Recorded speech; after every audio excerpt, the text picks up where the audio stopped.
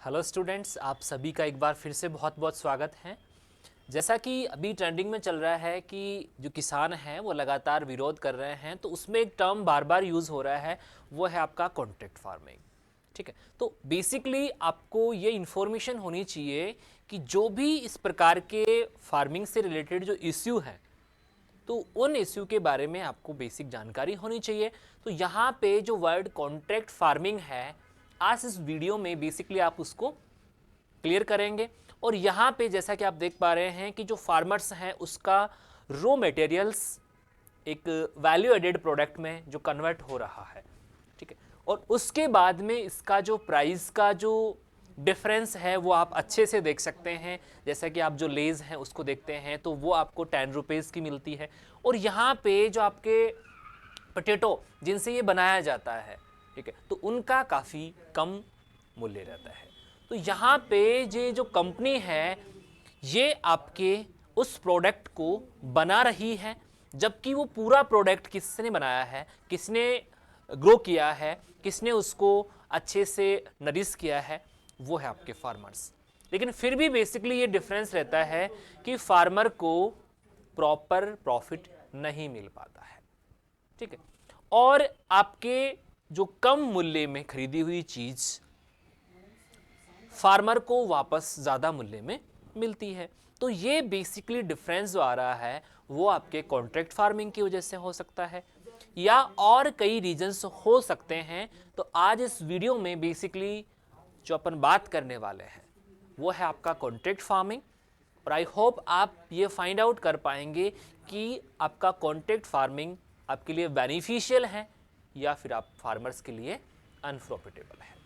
So students, ऐसे जो issue आपके फार्मिंग से रिलेटेड हैं उनको आपको समझना इसलिए ज़रूरत है ताकि आप उसमें कुछ सुधार कर सके, आप कुछ सुधार कर सके, या जो फार्मिंग से रिलेटेड इश्यू हैं उन पे एक योजना बना सके। तो सबसे पहले आज इसी मुद्दे की बात करेंगे कि कॉन्ट्रैक्ट फार्मिंग फार्मर्स के लिए बेनिफिशियल है या फिर वो गलत है।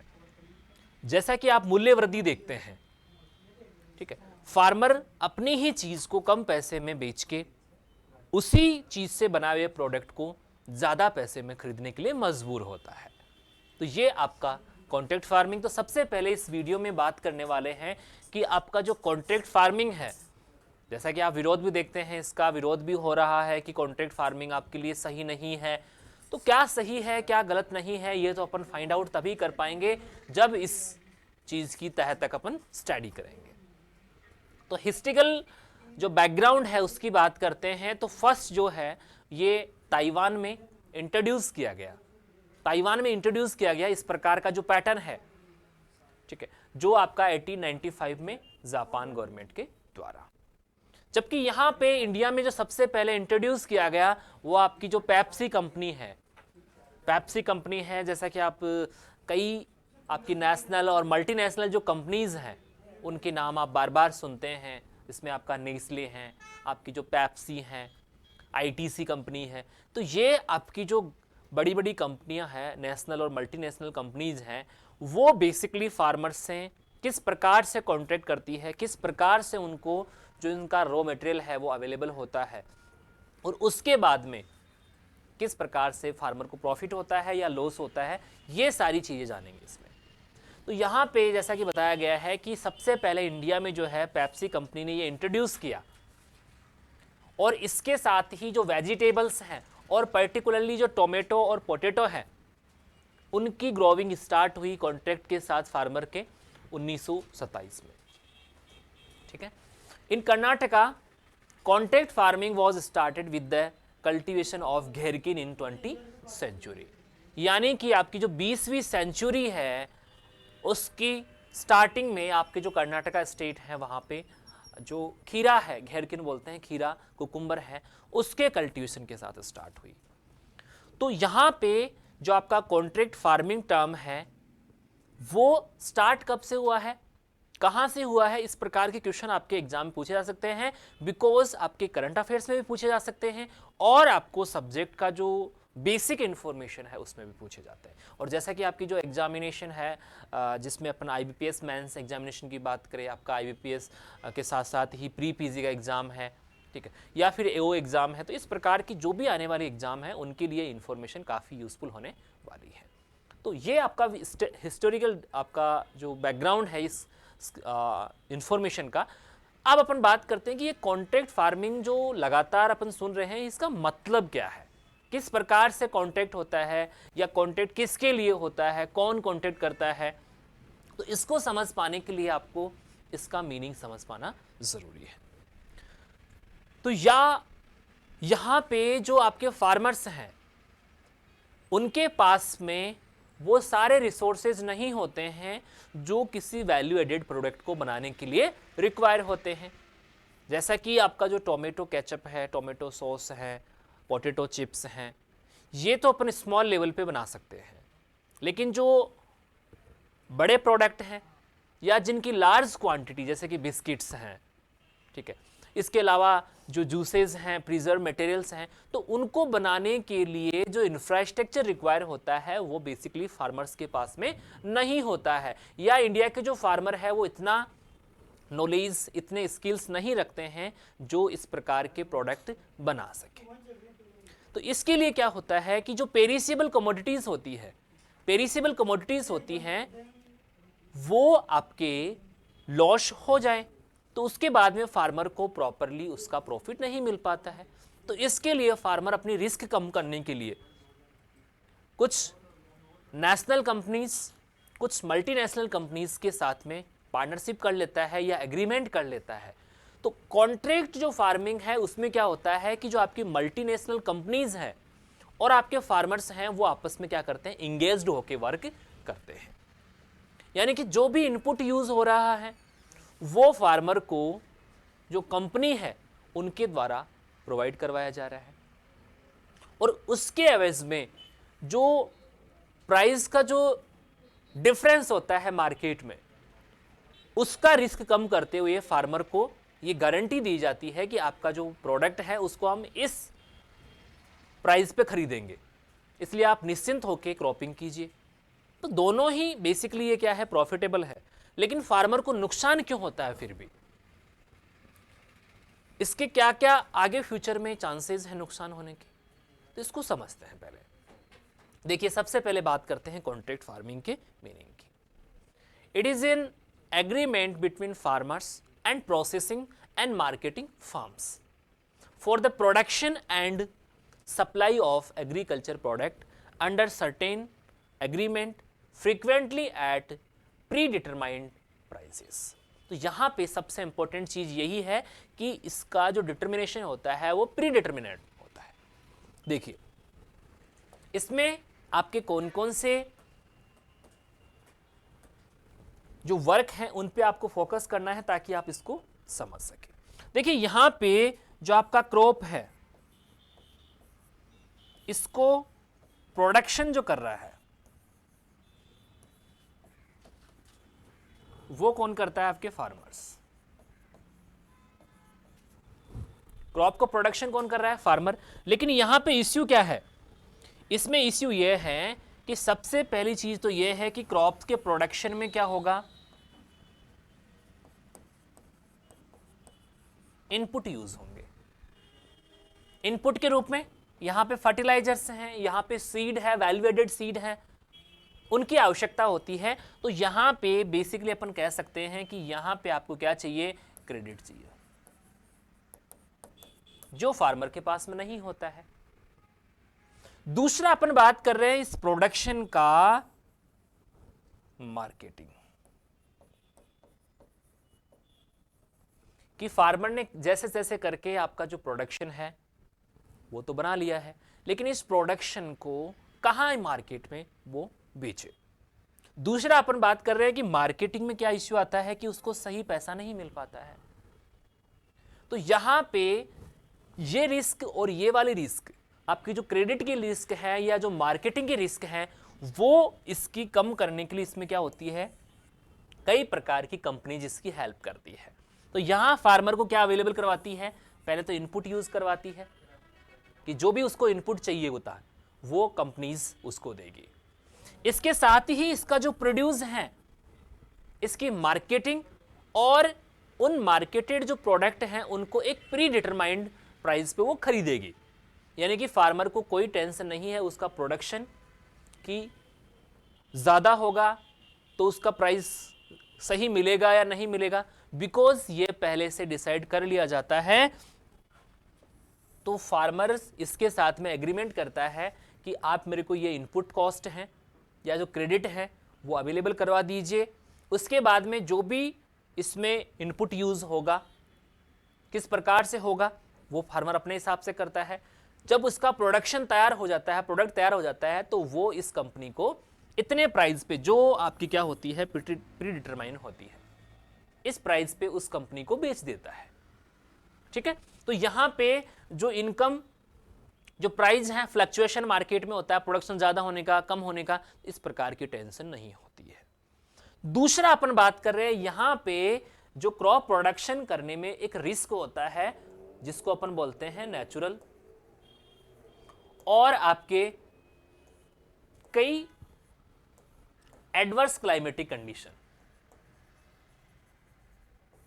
तो वो फार्मर इससे बच जाता है। नेचुरल रिस्क की बात करें, जैसे कि आपके जो नेचुरल डिजास्टर्स हैं, ओके, उस कंडीशन में आपकी क्रॉप डैमेज हो गई तो फार्मर को काफी नुकसान होगा, तो उसकी रिस्क को कौन ले लेता है? यहां पे कंपनी। इसी प्रकार से जो एडवर्स वेदर क्लाइमेटिक कंडीशन होती है, उन कंडीशंस के भी इसको प्रोटेक्शन प्रोवाइड कौन करवाता है? आपकी कंपनी। तो इस प्रकार से फार्मर ये फ्री है कि जितना भी प्रोडक्शन उसको करना है वो आराम से करें। उसका मार्केटिंग कैसे करेंगे, कितना पैसा मिलेगा, इसकी कोई टेंशन नहीं है। और फार्मर की जो रिस्क होती है कि इसका प्रोडक्शन, क्रॉप प्रोडक्शन मिलेगा या नहीं मिलेगा, जो अनसर्टेनिटी होती है due to natural climatic conditions या एडवर्स क्लाइमेटिक कंडीशंस, तो वो रिस्क भी कम हो जाती है। ये सिस्टम होता है आपके। लेकिन इसका लॉस कब होता है? देखिए, इसमें पहली चीज तो यह है कि जो प्रोडक्शन कंपनीज को चाहिए, उसके लिए एक क्राइटेरिया होता है कि इसमें सभी फार्मर्स इन्वॉल्व नहीं हो सकते। क्यों नहीं हो सकते? जो कंपनी कोई भी इस प्रकार की जो पार्टनरशिप करेगी या एग्रीमेंट करेगी, तो उसके लिए एक क्राइटेरिया रखा गया है कि इतनी लैंड उसके पास में होनी चाहिए। जबकि आप सभी को पता है कि इंडिया में लगभग 85% फार्मर जो है वो मार्जिनल और स्मॉल फार्मर है। आईबीपीएस एसओ में क्वेश्चन पूछा गया है कि इंडिया में सबसे ज्यादा किस प्रकार के फार्मर है? इसमें लगभग 85% जो फार्मर है वो स्मॉल और मार्जिनल फार्मर है। तो हर प्रकार के फार्मर इसका लाभ नहीं ले सकते। दूसरा, अपन बात कर रहे हैं कि ये पूरा का पूरा प्रोडक्ट खरीद लेगी और इस प्रोडक्ट से जो प्रोसेस्ड प्रोडक्ट है वो बना के वापस से किसको मिलेंगे? फार्मर्स को। तो वो उनको ज्यादा प्राइस पे मिलेंगे। ठीक है, तो ये अगर कंपलसरी कर दिया जाए, ये अगर कंपलसरी कर दिया जाएगा तो उसके बाद में कोई भी जो माल है वो आप किसान से डायरेक्टली नहीं खरीद पाएंगे। जैसा कि अभी बात कर रहे हैं प्रेजेंट सिचुएशन में जो पेट्रोल और डीजल है, तो वो अगर आपको खरीदना है तो आपको गवर्नमेंट से ही खरीदना पड़ेगा। और दूसरी चीज ये है कि जो भी आपके गवर्नमेंट है, नॉन गवर्नमेंट जो ऑर्गेनाइजेशन है, वो उसकी जितनी प्राइस हमसे लेना चाहेंगे उतनी ले सकते हैं और मजबूर होकर अपने को वो लेना ही पड़ेगा। फॉर एग्जाम्पल, अगर जैसा कि मार्केट में भी जो पेट्रोल और डीजल के जो भाव है वो अगर 500 रुपये लीटर या 1000 रुपये लीटर हो जाएगा, तो उसके बाद में भी आपको उस प्राइस पे ही लेना पड़ेगा। आप उसके लिए कुछ भी नहीं कर सकते।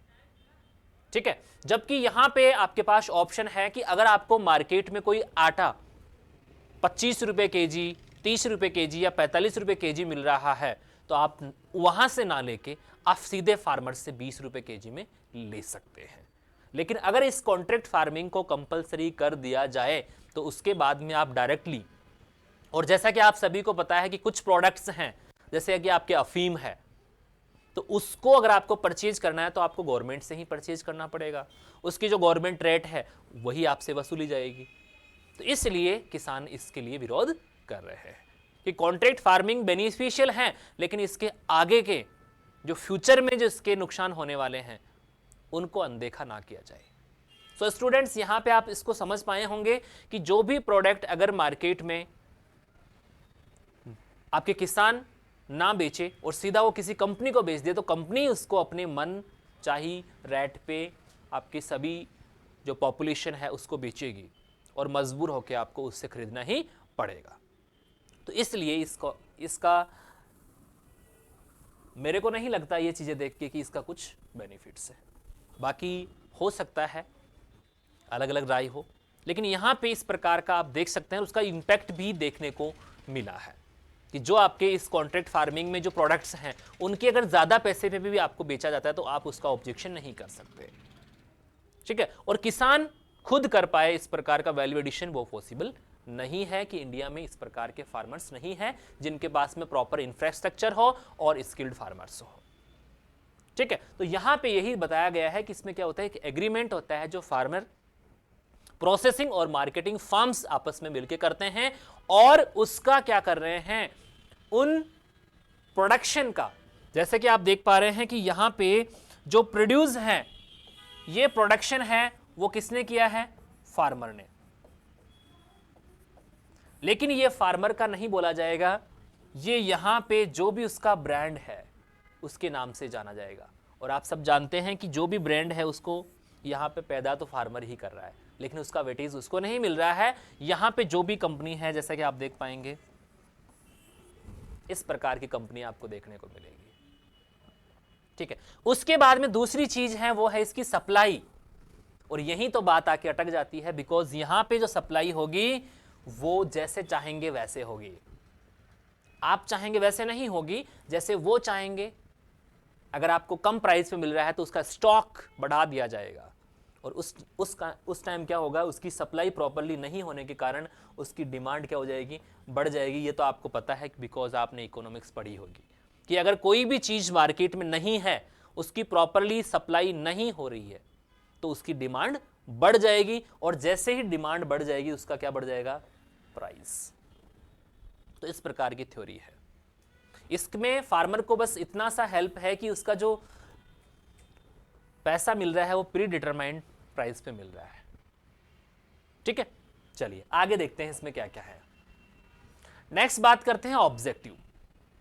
ऑब्जेक्टिव की बात करें, ऑब्जेक्टिव क्या क्या ऑब्जेक्टिव है, इसमें जो क्वालिटी है वो बेटर मिल सके, रेगुलर सप्लाई हो सके, ठीक है। जो इंप्रूव क्वालिटी अपन कर सकते हैं वो वैल्यू एडिशन के बाद में कर सकते हैं, तो वो कर दी जाती है। इसी प्रकार से जो भी आपके इंडस्ट्रीज हैं जिनमें रॉ मटेरियल की आवश्यकता होती है या एग्रीकल्चर मटेरियल की आवश्यकता होती है, तो उनके लिए क्या हो जाती है, स्टेबलाइजिंग या स्टेबलाइज हो जाता है।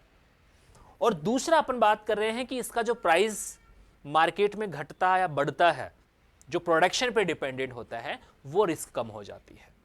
लेकिन ये कोई मेजर इश्यू नहीं है, इससे बड़ा इश्यू तो वो बाद में आने वाला है जो मैंने आपको अभी बताया है, ओके। चलिए उसके बाद में बात कर रहे हैं कि इंडिया में आवश्यकता क्यों है। तो इंडिया में मेनली जो कॉन्ट्रैक्ट फार्मिंग है उसकी आवश्यकता इसलिए है बिकॉज इसमें प्रोडक्शन और मार्केटिंग का प्रॉपरली जो चैन होना चाहिए, कि अगर कोई प्रोडक्शन ज़्यादा हुआ है तो कोशिश की जाए कि उसका मार्केटिंग भी बढ़ा दिया जाए। लेकिन यहाँ पे क्या होता है, इंडिया में अगर प्रोडक्शन बढ़ जाता है तो उसका प्रॉपर मार्केटिंग फैसिलिटी नहीं होने की कंडीशन में आपका प्राइस घट जाता है, ठीक है। दूसरा अपन बात कर रहे हैं कि जो फार्मर हैं और जो मार्केट चैनल्स हैं उनके बीच में प्रॉपरली लिंकेज नहीं है, जिस वजह से फार्मर के मोस्ट ऑफ द प्रोडक्ट सही प्राइस पे नहीं बिक पाते हैं, ठीक है। इसी प्रकार से जो यहाँ पे कैपिटल है, इंफ्रास्ट्रक्चर है, वो टेक्नोलॉजी है, उसकी कमी है। इसके कारण पोस्ट हार्वेस्ट लॉस ज़्यादा हो जाता है। और जैसा कि आप सभी को पता होना चाहिए कि ड्यू टू इम्प्रॉपर मैनेजमेंट और पोस्ट हार्वेस्ट टेक्नोलॉजी से आपका जो फार्मर का प्रोडक्ट है वो 20 से 40% खराब हो जाता है। इसी प्रकार से अनफेवरेबल जो कंडीशंस हैं उनके होने के कारण जो रिस्क है फार्मर की वो बढ़ जाती है। तो उसको अवॉइड करने के लिए आपका कॉन्ट्रैक्ट फार्मिंग एक ऑप्शन हो सकता है। ठीक है। इसी प्रकार से जो माइग्रेशन है उसको अवॉइड करने के लिए भी कॉन्ट्रैक्ट फार्मिंग किया जा सकता है। तो ये कुछ पॉइंट्स हैं जो बेसिकली फार्मर को मजबूर करते हैं, ठीक है, फार्मर को मजबूर करते हैं कि आपके फार्मर्स कॉन्ट्रैक्ट फार्मिंग की तरफ मूव करें, ठीक है, ताकि उनमें जो रिस्क बियरिंग एबिलिटी है उसकी भी आवश्यकता नहीं होती है, बिकॉज सारा रिस्क किसका होता है, कंपनी का होता है। जो इनपुट कॉस्ट है वो प्रोवाइड नहीं कर सकते, इंफ्रास्ट्रक्चर सारा जो है वो कंपनी प्रोवाइड करवाएगी और उसको पहले से डिटरमाइन की हुई प्राइस मिल जाएगी, तो फार्मर फ्री हो जाता है बेसिकली। लेकिन इस प्रकार की जो चीज़ें होती है जिसमें आपको फ्री कर दिया जाता है तो वो आपके लिए हार्मफुल हो सकती है, ठीक है। चलिए नेक्स्ट बात करते हैं टाइप्स ऑफ कॉन्ट्रैक्ट्स। अब देखिए इसमें कई प्रकार के टाइप्स होते हैं। पहला है मार्केटिंग कॉन्ट्रैक्ट। इसमें क्या होता है कि फार्मर से केवल और केवल फार्मर से वो प्रोडक्ट खरीदा जाता है, इसमें इनपुट सप्लाई नहीं करवाया जा रहा है, यानी कि केवल फार्मर से वो चीज खरीदी जाएगी और उसके बाद में उसको मार्केट में बेचा जाएगा। इसमें इनपुट की सप्लाई फार्मर को नहीं की जाती है, तो इसको बोलते हैं ओनली मार्केटिंग कॉन्ट्रैक्ट, ठीक है। इसमें जो प्राइस है वो पहले से डिटरमाइन कर दी जाती है। फॉर एग्जाम्पल वीट का कॉन्ट्रैक्ट किसी ने लिया है तो वीट आपको इतना ग्रो करना है तो आप अपने हिसाब से कर दीजिएगा, आपको 2500 2000 जितने भी आपके जो प्राइस है उसका पर क्विंटल आपको मिल जाएगा, ठीक है। इसमें इनपुट आप क्या यूज कर रहे हैं, कौन सा सीड यूज कर रहे हैं, इससे कंपनी को कोई लेना देना नहीं होता है। दूसरा है आपका पार्शियल कॉन्ट्रैक्ट। पार्शियल जो कॉन्ट्रैक्ट है उसमें क्या होता है कि आपके जो इनपुट्स हैं वो भी सप्लाई किए जाते हैं, ठीक है। तो इसमें कुछ इनपुट्स जैसे कि सीड हो गया, फर्टिलाइजर हो गया, ये गवर्नमेंट आपकी जो जिस कंपनी ने लीज पे लिया है वो आपको सप्लाई करेंगे और उसके बाद में उस जो प्रोड्यूस है उसको परचेज कर लिया जाएगा।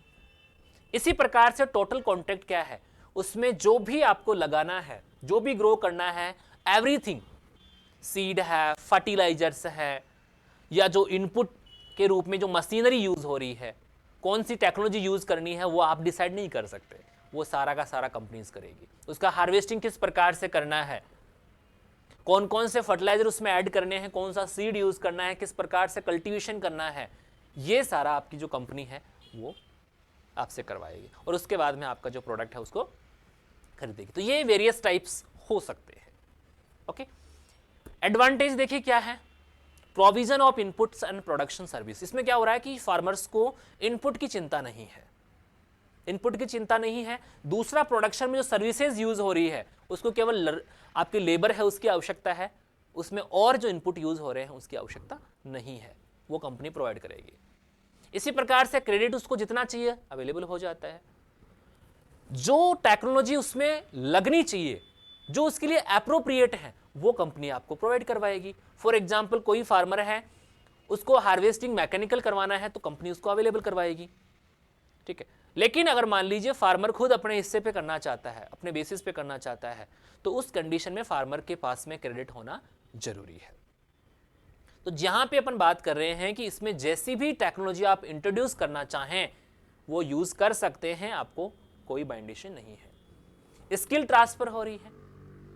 इसी प्रकार से guaranteed and fix pricing structure, आपको टेंशन लेने की कोई आवश्यकता नहीं है कि आपका प्राइस कम हो जाएगा अगर प्रोडक्शन ज़्यादा होगा तो, क्योंकि ये क्या हो जाता है, प्री डिसाइड होता है, ठीक है।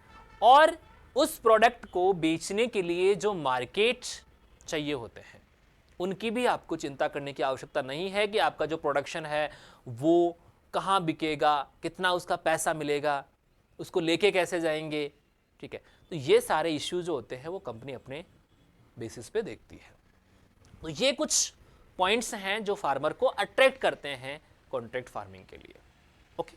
चलिए नेक्स्ट बात करते हैं बेनिफिट्स ऑफ फार्मर्स। अब देखिए इसमें फार्मर्स को क्या बेनिफिट्स हैं।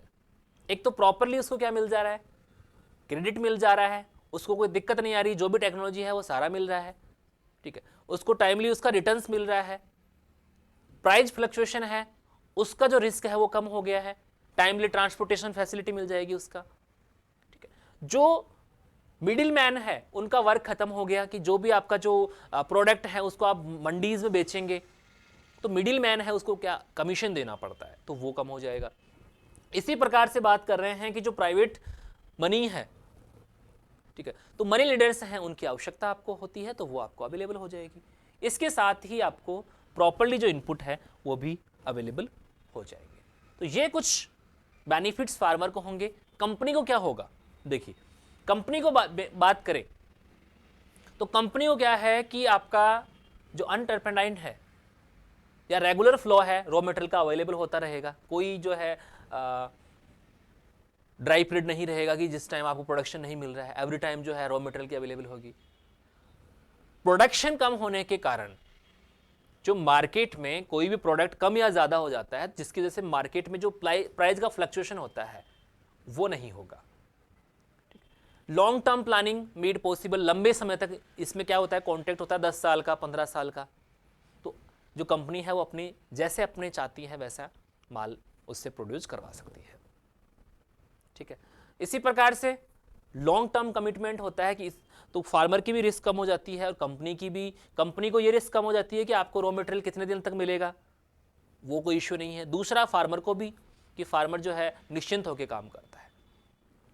इसी प्रकार से जो सप्लायर बेसिस है या फिर अपन बात करें जो गुडविल है फॉर ऑर्गेनाइजेशन, कोई भी अपन ऑर्गेनाइजेशन है वो जनरेट कर सकते हैं, बिकॉज अपने को जो इनपुट है रॉ मटेरियल है उसकी सप्लाई तो प्रॉपरली होगी ही, उसकी तो अपन पहले ही एग्रीमेंट कर चुके हैं। तो इस प्रकार से कंटिन्यूसली फार्मर्स और फार्मर आपकी जो कंपनी है उन दोनों को अच्छा प्रॉफिट मिलता है। अब बात करें आपका जो स्टेटस इंडिया में क्या कंडीशन चल रही है, तो यहाँ पे आपका जो टोटल ज्योग्राफिकल एरिया है जिसमें कल्टिवेबल एरिया है उसका केवल 5 लाख हेक्टेयर जो है, केवल 5 लाख हेक्टेयर है वही कॉन्ट्रैक्ट फार्मिंग में है। और यहाँ पे लगभग 600 से ज़्यादा जो नेशनल और मल्टीनेशनल कंपनीज हैं वो वर्क कर रही है, ठीक है। तो यहाँ पे ज़्यादा इसको वेटेज नहीं मिल पा रहा है, उसके कई सारे रीजन्स हो सकते हैं, ठीक है, कई सारे रीजन्स हैं जिसके कारण आपका जो कॉन्ट्रैक्ट फार्मिंग है वो प्रॉपरली वर्क नहीं कर रहा है। तो यहाँ पे केवल 5 लाख हेक्टेयर ही है।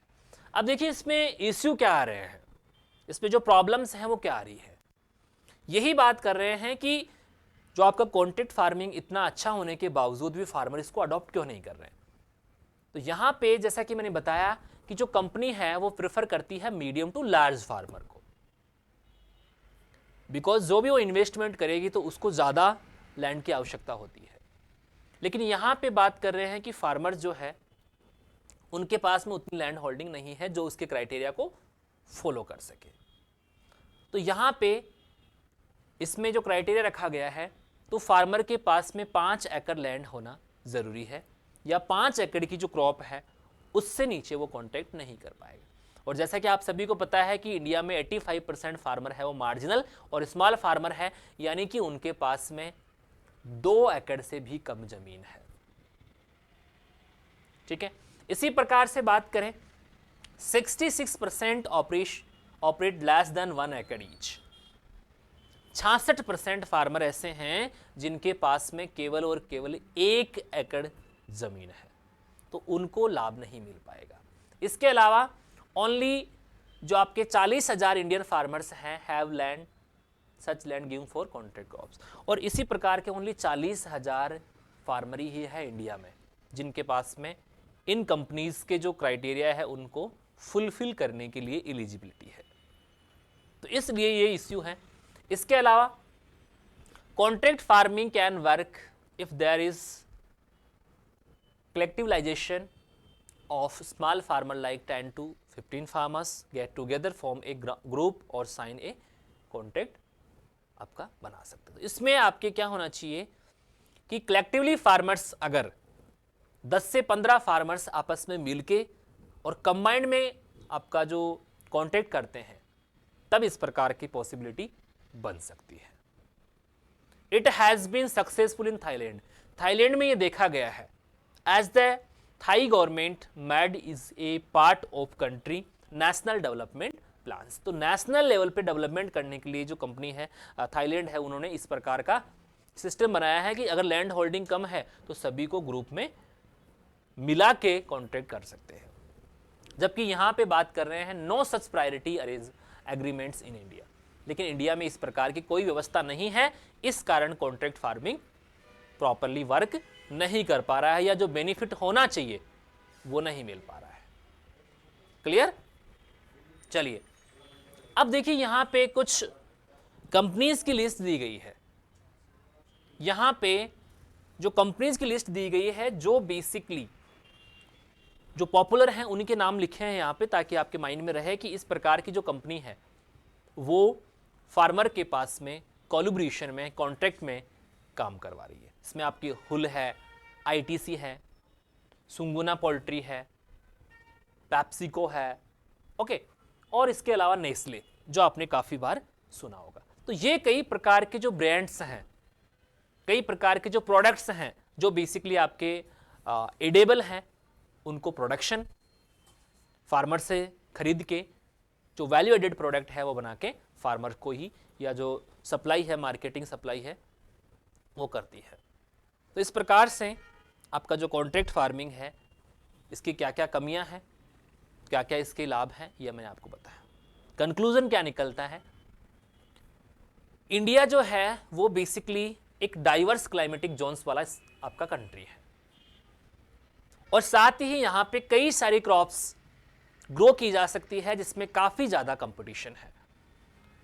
ठीक है, तो इनका किस प्रकार से फार्मर को बेनिफिट मिल सके, जो प्रोड्यूसर है उनको प्रॉपरली किस प्रकार से हेल्प हो सके, उसके लिए आपका कॉन्ट्रैक्ट फार्मिंग है उसकी आवश्यकता है या नहीं है। दूसरा अपन बात कर रहे हैं जो आपके प्राइस के जो फैक्टर्स हैं उनको कम करते हुए जो आपका सस्टेनेबल कॉम्पिटिटिव एडवांटेज है उसको बढ़ाया जाना पॉसिबल है या नहीं है। तो सो स्टूडेंट्स, ये अपन ने कॉन्ट्रैक्ट फार्मिंग के बारे में कंप्लीट इंफॉर्मेशन है वो डिस्कस किया है। अब आप खुद इसको क्या करेंगे, समझेंगे, उसके बाद में ये कह पाएंगे अपन कि ये आपके लिए फार्मर्स के लिए बेनिफिशियल है, और साथ ही इसमें आने वाले जो फ्यूचर की प्रॉब्लम्स हैं उनको भी मद्देनज़र रखा जाए, उनको अवॉइड नहीं कर सकते। कि अगर टोटली आप कॉन्ट्रैक्ट फार्मिंग कर लेंगे तो उसके बाद में जो कंपनीज हैं वो आपको ज़्यादा प्राइस पे जो प्रोडक्ट है वो अगर अवेलेबल करवाएगी तो उस समय आपको क्या करना चाहिएगा। ठीक है, तो आज के लिए बेसिकली इतना ही। नेक्स्ट वीडियो में अपन इसी प्रकार के इंटरेस्टिंग टॉपिक के साथ मिलेंगे। Thank you so much.